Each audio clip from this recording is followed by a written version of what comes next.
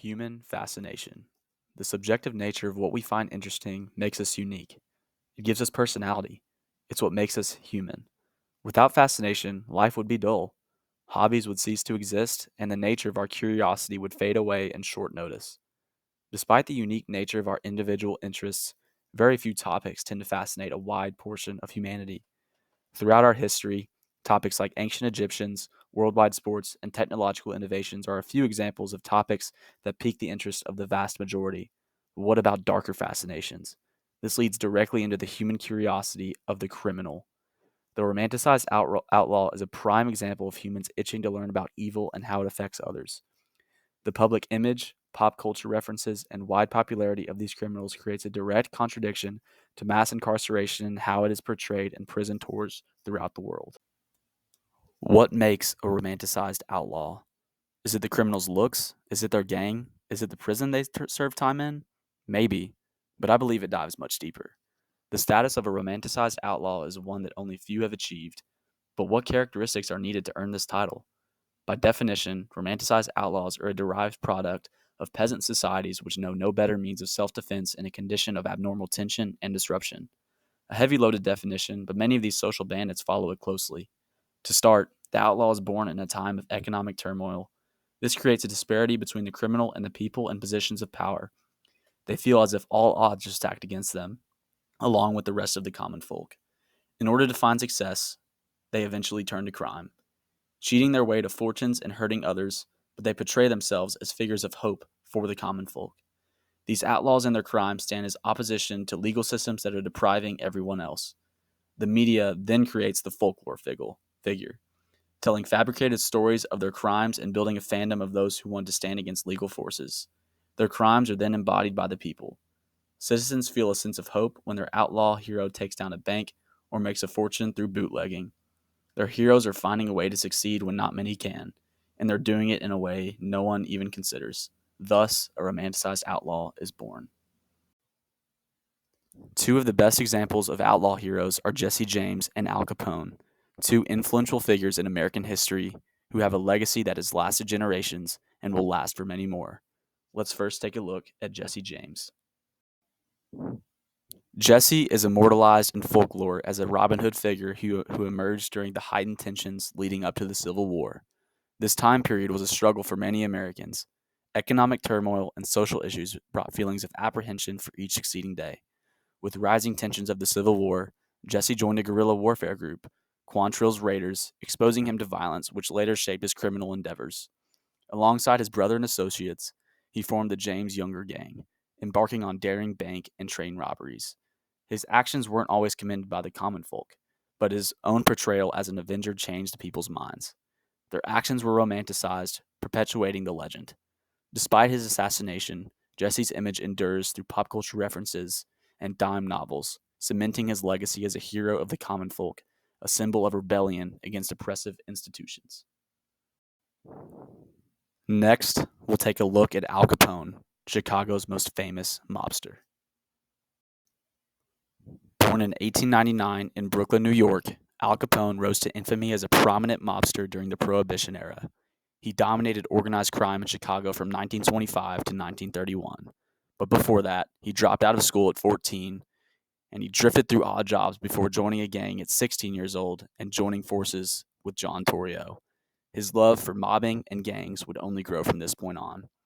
Capone committed countless violent altercations and bootlegging activities with Torrio, his lifelong mentor. Several years of crime later, following Torrio fleeing the United States, Capone solidified his control over Chicago's underworld.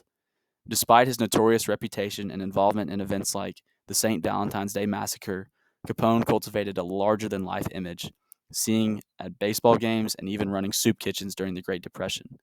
He became a symbol of rebellion against the law, romanticized by many and immortalized in pop culture through movies, Netflix shows portraying mobs like Narcos, and exhibits in places like Alcatraz and criminal history museums.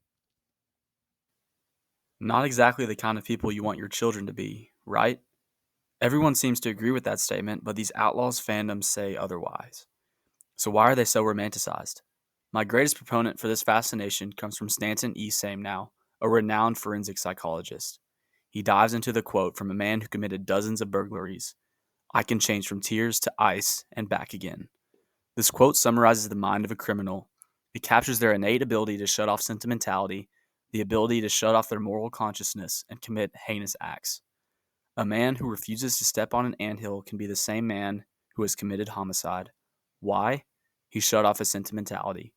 The majority of humans do not have this ability. The majority of humans always have a moral compass, one that's impossible to get rid of. When outlaws commit their crimes, they all seem to shut off this morality, and it raises curiosity from the vast majority of humans. This directly results in media romantics. The media capitalizes off of attention, honing in on criminals who baffle the public, generating clicks and widespread interest. This is why we see Netflix shows on Jeffrey Dahmer, people traveling to Alcatraz only to see Al Capone's jail cell, and people putting their own head in a guillotine for a photo op. The criminals' lives and mentalities are too far-fetched for the average person to comprehend or even live out themselves. This is why people love the criminal. But do people love the justice system? Mass incarceration has run rampant throughout the United States for the last 5 decades. With the implication of the war on drugs, the number of incarcerated Americans has risen from 360,000 in the early 1970s to over 5 million people in 2024. This large number also disproportionately affects minorities, with over 2 million being African Americans. Decades of mass imprisonment cannot be justified by the social, moral, and massive fiscal cost. It instigates poor physical, psychological, and economic outcomes for the people who experience imprisonment, along with the broader communities that are largely affected.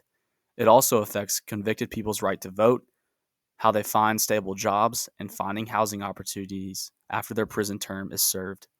Children whose parents land jail time often follow in their footsteps or never learn from parental figures, leading to their eventual demise. These communities get destroyed over time as police officers and judicial courts keep capitalizing on the state of the judicial system. Mass incarceration will continue to grow if serious internal change is not made. All this love for the criminal, but a wide acceptance of hatred for the system. So, how do prison tours come into play? For most prison tour spectators, their driving reason to attend derives from the love of the outlaw and their fascination with the life they lived, knowing they are far from that reality.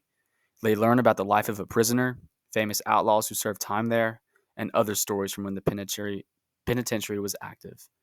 Tours profit off the unwavering interest of the spectators and their curiosity about the establishment and who served time there. So, shouldn't these tours be advocating for social and judicial change? Haven't these prisons tortured the lives of thousands based on a system that disproportionately targets African Americans? Can you see the contradiction?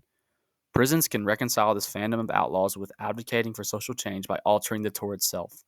They can incorporate additional exhibits aimed at addressing actual crime and where it derives from. This, in turn, gives the spectators a holistic understanding of the criminal justice system and where the flaws reside.